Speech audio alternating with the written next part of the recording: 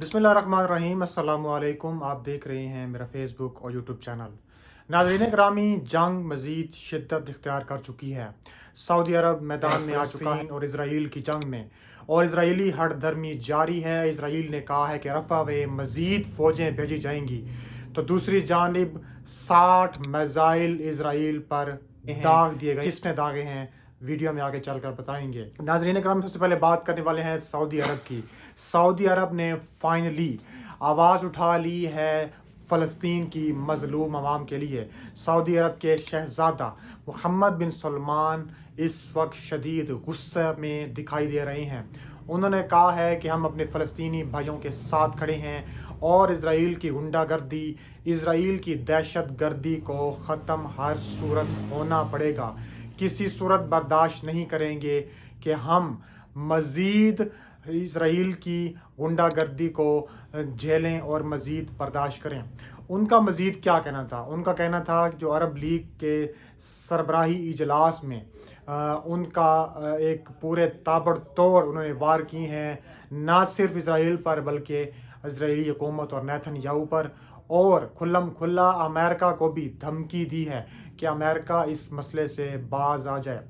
America के ख़िलाफ़ पहले ही चीन और रूस में एक बड़ा इत्तेहाद आप कह सकते हैं कि सामने आया हुआ है, लेकिन इस वक्त अमेरिका और इसराइल शदीद मुश्किल में फंस गए हैं।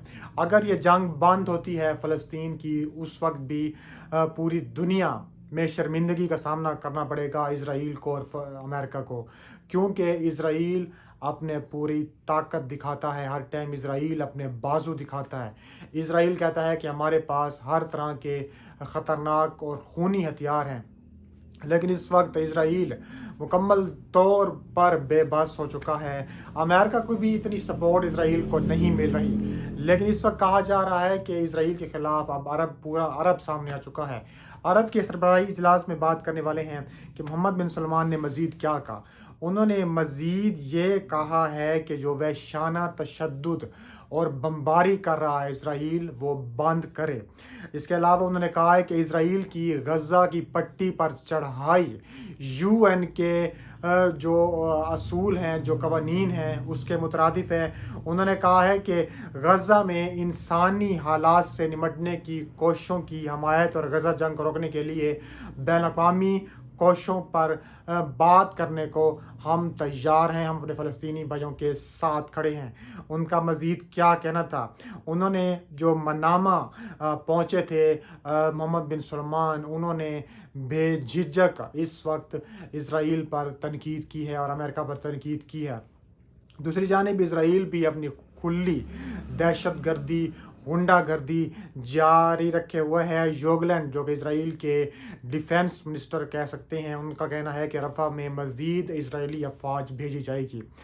उनका इजहार इसराइली वज़ीर दिफा योगलैंड ने कहा है कि इसराइली फ़ौज अब तक रफ़ा में कम से कम 4.5 लाख फ़लस्तीनी और बेघरों को एक बार फिर नकल मकानी पर मजबूर करेगा।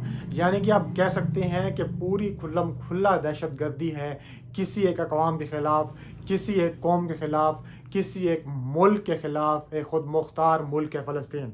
इसके अलावा इसराइली फ़ौज रफ़ा में दाखिल हुए दूसरा हफ्ता मुकम्मल हुए, और इसराइली वज़ीर दिफा का मज़ीद कहना है कि वह हमास के अस्करी विंग के ठिकानों को तबाह करेगी। हमास जो इसराइल से अब तक ख़त्म ना हो सकी, हमास इसराइल को नुकसान पे नुकसान पहुंचा रही है, हमले पे हमले कर रही है। इसराइल चाहता है कि हमास को मुकम्मल तौर पर ख़त्म करके फिर आगे देखा जाएगा, लेकिन हमास पूरी तरह ख़त्म नहीं हो रही।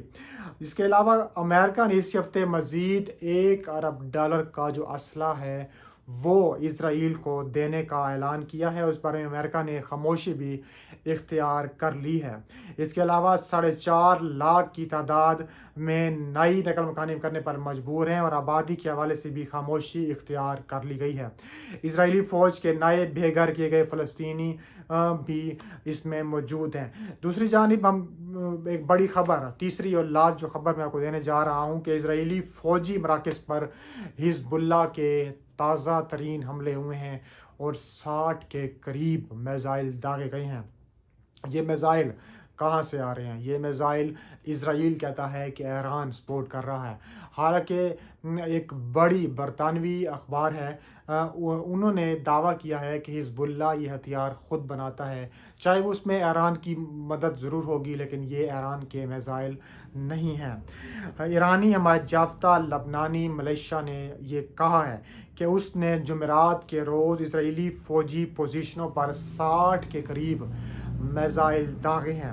انہوں نے کہا ہے کہ یہ میزائل اسرائیل کی طرف سے گزشتہ رات کی گئی بمباری کے جواب میں فائر کیے گئے ہیں۔ ان کا کہنا ہے کہ ہم مزید اس طرح کے میزائل فائر کریں گے۔ اسرائیل نے بمباری لبنان کے مشرقی حصے میں کی تھی اور لبنان کا منہ توڑ اور تابڑ توڑ جواب سامنے آ چکا ہے۔ اس کے علاوہ دو طرفہ جھڑپوں کا سلسلہ، یہ 7 اکتوبر 2023 کو یہ جنگ جو شروع ہوئی تھی، یہ جنگ اب 8ویں ماہ تک جاری ہے اور مزید کہا جا رہا ہے کہ اس طویل ترین سردی جھڑپوں کے سلسلہ کا 8واں ماہ ختم ہونے کو ہے، لیکن ابھی تک یہ جو سردی جھڑپیں ہیں ابھی تک یہ وہیں کی وہیں ہیں۔ اس کے علاوہ پچھلی رات اسرائیلی فوج نے بیکار ریجن میں شدید بمباری کی تھی اور یہ علاقہ مرزقی لبنان میں واقع ہے۔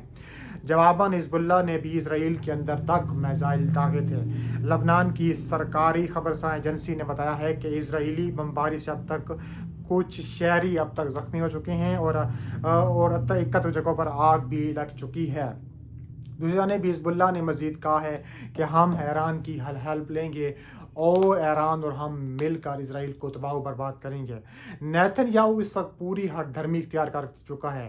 نیتن یاہو جو کہ اس کا اگلا ہدف ٹرکی ہو سکتا ہے، جو کہ میں نے آپ کو پچھلی ویڈیو میں بتایا تھا کہ ٹرکی پر حملہ ہو سکتا ہے اسرائیل کی جانب سے۔ اسرائیل پہلے جو ہے حماس کو ختم کرے گا، حماس ختم کرنے کے بعد اور دوسرا جو ہے وہ ٹرکی ہو سکتا ہے، کیونکہ ٹرکی ایران کے بعد وہ واحد ملک ہے جو پوری طور پر سپورٹ کر رہا ہے حماس کو جگہ پناہ دی ہوئی ہے۔ حماس کے جو رہنما ہیں ان کے اسپتالوں میں موجود ہیں اور کہا جا رہا ہے کہ مزید شدت بھی آ سکتی ہے اور بہت جلد کہا جا رہا ہے کہ تابڑ توڑ کارروائیاں دیکھنے میں آئیں گی اور تابڑ توڑ رد عمل حماس کی جانب سے مزید آئے گا۔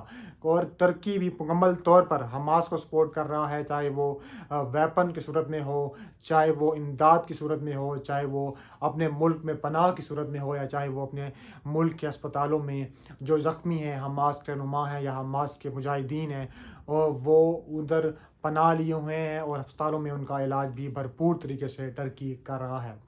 تو دعا کرتے ہیں کہ اللہ جو ہے حماس کو کامیابی عطا فرمائے اور اسرائیل کو نیست و نابود کرے۔